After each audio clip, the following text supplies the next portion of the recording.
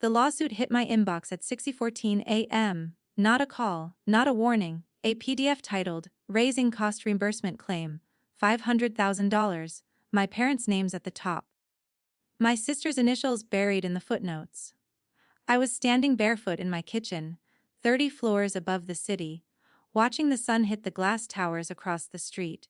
When I read the line that made my hands go cold, "You benefited disproportionately from our sacrifices." I'd paid my own tuition, my own rent, my own mistakes. They called it raising fees. And they wanted the money to save her. The lawsuit sat there like it had been waiting for me to wake up. I scrolled past the legal language once. Then again. Then slower. $500,000. They didn't call it a demand. They didn't call it blackmail. They called it reimbursement, raising costs, food, school supplies, emotional labor. They attached spreadsheets. Years itemized. My childhood reduced to numbers. I leaned against the counter and felt something in me flatten. Not break, flatten. Like a door closing. I was 22 years old. I owned the company outright. No investors with leverage. No family on payroll. No shared accounts. That was the part they hated most. My sister's name appeared again in the filing. Not in the claim amount. In the justification. Her startup had collapsed. Bad loans. Worse decisions. My parents had co-signed. Now the bank wanted its money. They needed someone else to carry the weight. They chose me. I remembered the last dinner we'd had together. 6 months earlier. Same table. Same smiles. My mother had squeezed my hand and said she was proud of me. My father asked if I was finally going to slow down. My sister barely looked up from her phone. Now I understood why they'd been so gentle. I scrolled to the signature page. Both of them, witnessed, filed. I didn't cry, I didn't shake. I opened my laptop and forwarded the PDF to my attorney. One line in the email. They're serious. While I waited, I paced the living room. Floor to ceiling windows. Concrete and steel. Everything I'd bought myself after sleeping in my car during my first year building the company.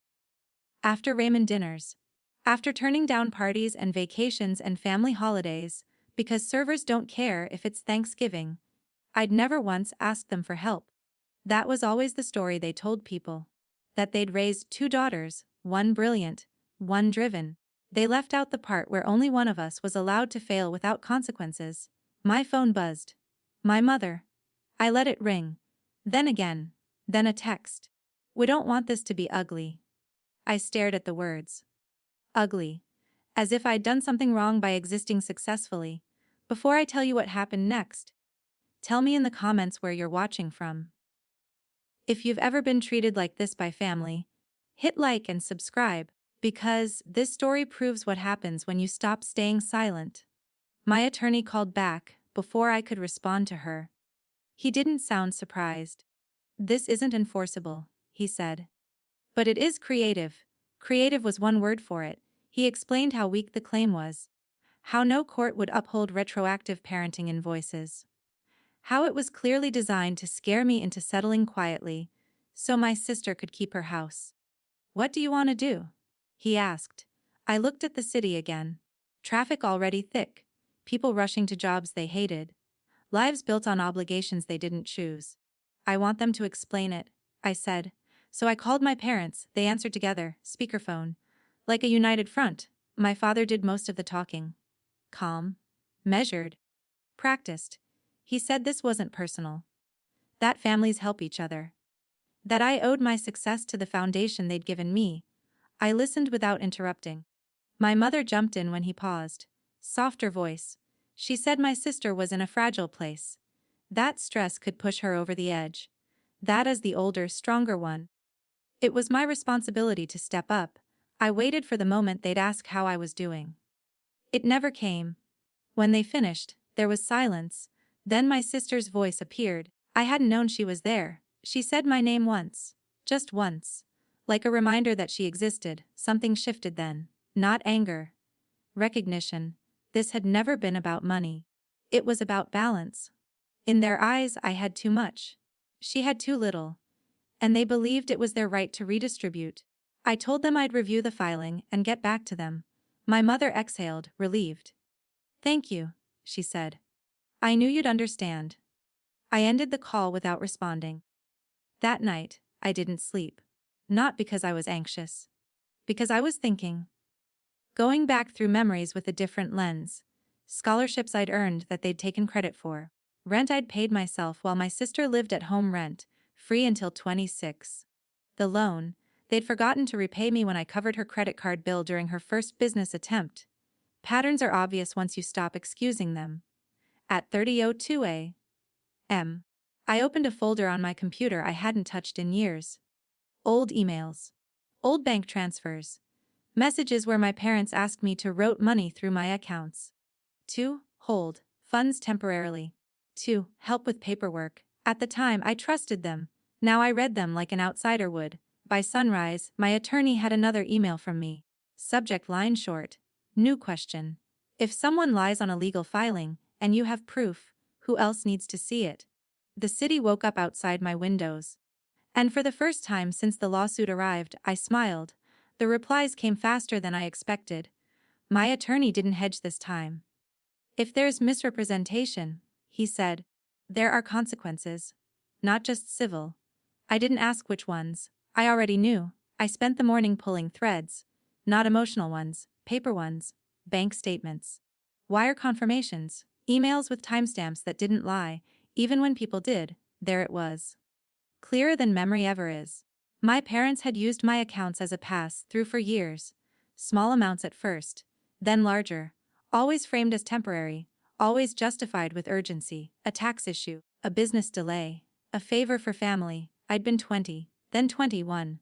Running my company out of a shared workspace. Barely sleeping. Too busy surviving to notice the pattern. Now I saw it. Money moved from my business account, sat for weeks, then moved again, not back to me, to cover my sister, her rent, her failed launch, her credit cards.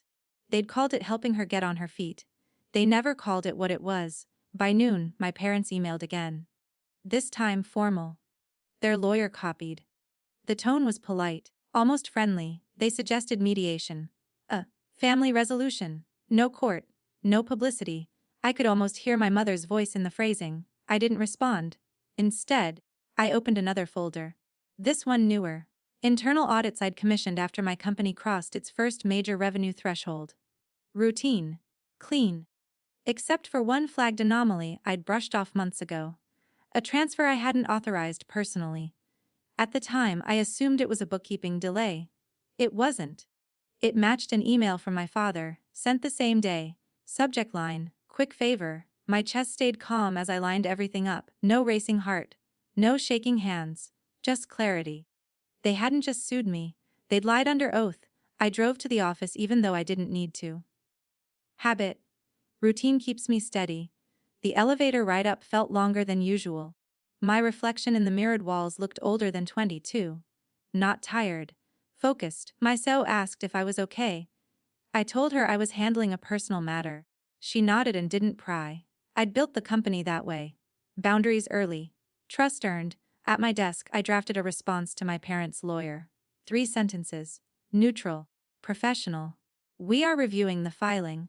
Please preserve all records related to financial transfers between all parties from 2018 to present. Further communication should go through counsel.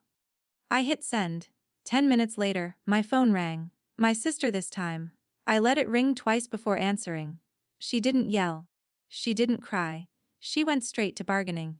Said this had gone too far. That she never asked them to sue me. That they were desperate. That I could fix this easily. I listened. She said my success had changed me.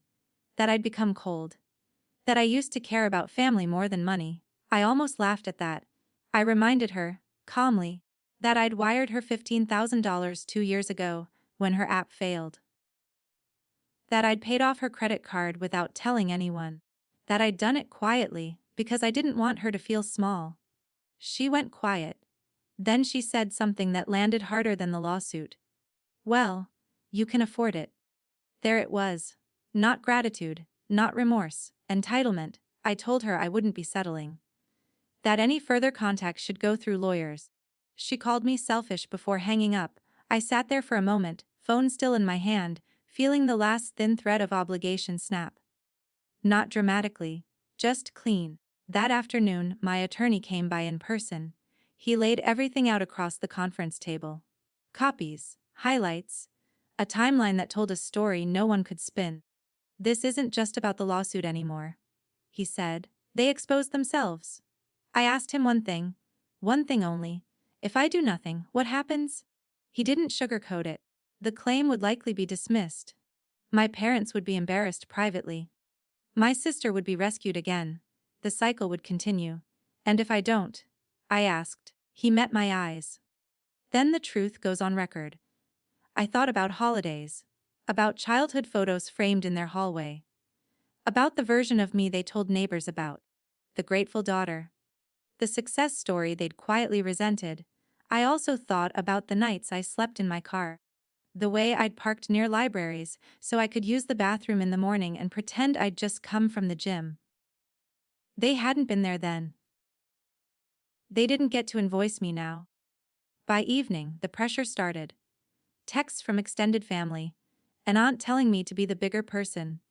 A cousin reminding me that parents don't live forever. A family friend warning me not to ruin my reputation over family drama. None of them asked what the lawsuit said. None of them asked if it was true. They just wanted quiet. I muted the thread. That night I authorized my attorney to file a formal response. Not defensive, not emotional, just factual. With exhibits, every transfer, every email, every inconsistency. And one final note: any further attempts to recover funds through misrepresentation would be considered intentional fraud. I slept that night. Deeply. Like someone who'd finally stopped carrying something heavy without realizing it. The next morning, headlines hadn't broken. Nothing had exploded yet. But I knew something had shifted, because when the truth is documented, it doesn't need to shout. It waits. The silence didn't last. 3 days after the response was filed, my parents' lawyer withdrew. No explanation, no courtesy call, just a notice uploaded to the case file. That was the first crack. The second came the same afternoon, when my mother showed up at my building. No warning, no appointment. Security called my phone and asked if I knew a woman in the lobby who was crying and asking for access. They described her coat, her hair, her voice. I told them no, I didn't feel brave saying it. I felt accurate. She left eventually. I watched from the window as she stood on the sidewalk, phone pressed to her ear, pacing like someone trying to outrun consequences. That night, my father emailed me directly for the first time since the lawsuit. No lawyer, no formal tone, just him. He said the legal route had been a mistake. That emotions had gotten involved. That families don't solve things this way. He asked if we could talk privately and put it behind us. Behind us meant undocumented. I didn't reply. Instead, I opened a new document and started writing everything down. Dates, amounts, context, not for court, for myself. Because gaslighting only works when memories stay vague. As I wrote, something became clear. This wasn't reactive. It was strategic. They hadn't sued me because my sister failed. They sued me because my success had removed their control. I didn't need them anymore. I didn't need approval, or money, or access. The lawsuit was an attempt to pull me back into orbit. 2 days later, my attorney called with a different tone. "Someone made an inquiry," he said. I asked who. "A federal agency." I didn't react. I'd already assumed this would happen. Once misrepresentation enters a legal filing, the system does what it does. He explained that the flag transfers, combined with the false claims in the lawsuit, had triggered a review. Not an accusation. A review. The kind that asks for records and explanations, and doesn't care about family dynamics. I thanked him and ended the call. Then I sat there and felt the weight of it settle. Not fear. Responsibility. Because I could still stop it, I could settle quietly, send an NDA, pay something. Anything. Make it go away. That was what everyone expected me to do. I thought about my sister again. About how she'd never once asked how I built what I built. Never asked what it cost me. Only how much it was worth. I thought about my parents' spreadsheets. The way they'd monetized my existence retroactively, as if love were a loan accruing interest. I closed the document and locked my phone. The next contact didn't come from family, It came from an investigator, professional, polite, direct. They requested a meeting to walk through the financial trail. Voluntary, on record. I agreed. The conference room was neutral. No flags, no drama, just questions and documents. I answered everything honestly. Provided everything requested. Not defensively, not emotionally. Truth doesn't need performance. Halfway through, one of them asked why I'd allowed the transfers in the first place. I didn't blame my parents. I didn't say I was manipulated. I said the simplest thing. I trusted them. They nodded, like they'd heard that sentence before. After the meeting, I went back to work. Signed contracts. Reviewed projections. My life didn't pause just because theirs was unraveling. That evening, my sister showed up again.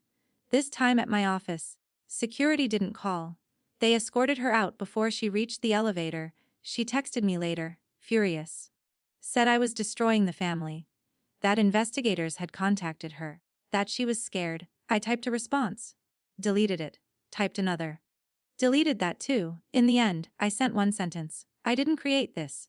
She didn't reply. Neither did my parents. Days passed. Then a week. The case docket updated quietly. New filings, new requests. Language that had nothing to do with feelings, and everything to do with facts. Extended family stopped texting. The story they'd been told didn't hold up under scrutiny. And silence is easier than admitting you were wrong. One afternoon, as I was leaving the office, my CO asked if everything was okay now. I told her it was settling. That night, I stood in my kitchen again. Same spot, same view. But the city looked different, sharper, more honest. I thought about the version of me they'd counted on, the one who'd cave, the one who'd pay to keep the peace. She didn't exist anymore. Not because I'd hardened. Because I'd grown precise. The investigation moved forward without my involvement after that. They had what they needed. I wasn't the subject. I was the source. And once the truth enters the system, it doesn't need you anymore, it carries itself.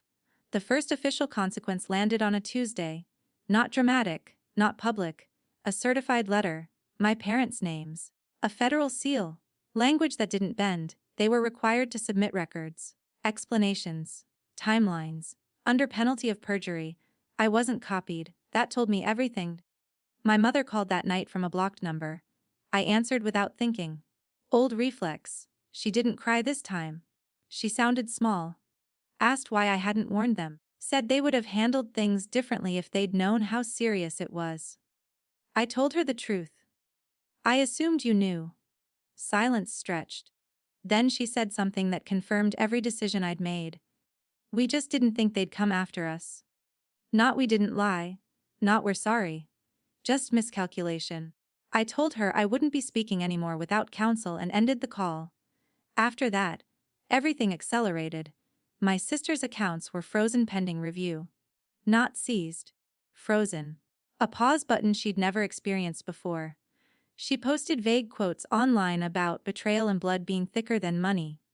People commented with hearts. I didn't respond. My parents tried mediation again. This time without lawyers. They framed it as reconciliation, a chance to heal.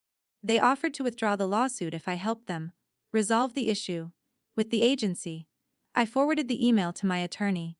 He replied with one line, "Do not engage." So I didn't. The case against me was formally dismissed a week later. No settlement. No conditions. Just a clean dismissal on the record. They lost quietly. But losing quietly doesn't feel quiet when you're used to control. Investigators contacted me once more for clarification. I provided it. Then my role ended. My parents' friends stopped inviting me to things I hadn't been attending anyway. My name disappeared from family group chats. Holidays came and went without invitations. It should have hurt. It didn't. What hurt was realizing how conditional everything had been. I saw my sister once more. Across a coffee shop. By accident, she looked tired. Smaller. Like someone who'd finally met a wall she couldn't charm or outsource. She didn't approach me.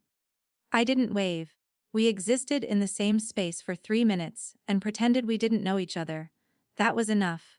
The final outcome didn't make headlines. It rarely does. Penalties. Repayments. Compliance agreements. The kind of justice that doesn't feel cinematic but actually lasts. My parents didn't go to prison. They didn't lose their house. They lost credibility, access, the ability to move money the way they used to. They also lost me. Not in anger. In fact, months later, my mother sent one last message.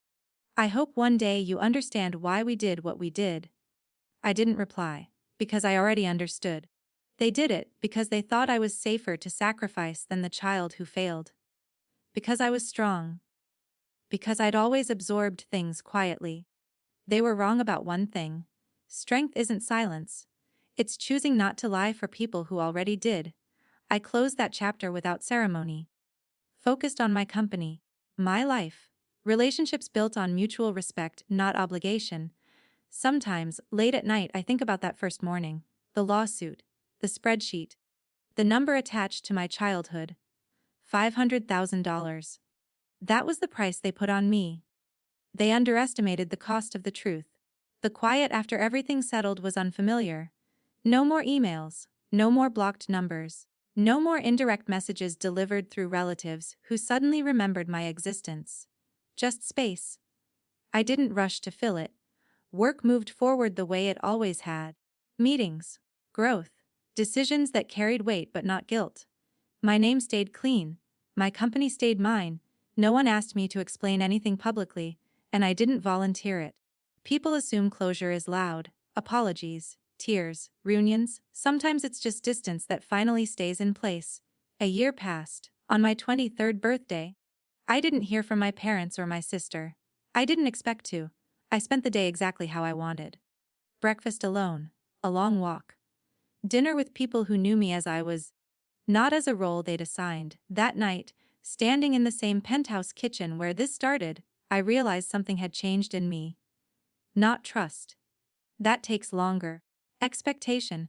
I no longer waited for them to become different people. That was the real freedom. The story they told others eventually shifted. It always does. At first, I was ungrateful. Then stubborn. Later misunderstood. By the time the details blurred, I became a cautionary tale about ambition. I let them have that. The people who mattered asked questions. The ones who didn't deserve answers. Once, a reporter reached out through my PR team. They'd heard rumors about a family lawsuit tied to my early success. They wanted a comment. A quote. A dramatic angle. I declined. Some truths don't need an audience to be real. I did, however, make one quiet change. I rewrote my will, not because I was afraid. Because clarity matters. I named beneficiaries who had shown up without asking for anything. I documented boundaries the way lawyers do. Precisely. Permanently. Love doesn't require loopholes. Months later, I ran into my father by accident in a parking garage. He looked older than I remembered. Smaller somehow. He recognized me immediately. He opened his mouth like he wanted to say something meaningful. I nodded once and kept walking. That was it. No confrontation. No speech. Just an ending that didn't ask me to carry anything else. I used to believe family was the one place success wouldn't be punished. I was wrong. But I was also wrong about something else. I thought walking away would feel like loss. It didn't. It felt like balance. They took the version of me that tried to earn love through achievement and gratitude. I kept the version that knows worth doesn't need witnesses. The lawsuit that started all of this was dismissed in a single line on a digital docket. But the consequence of filing it lasted far longer. They taught me exactly who they were when they thought I owed them everything. And I learned exactly who I was when I realized I owed them nothing. That lesson built more than any business ever could.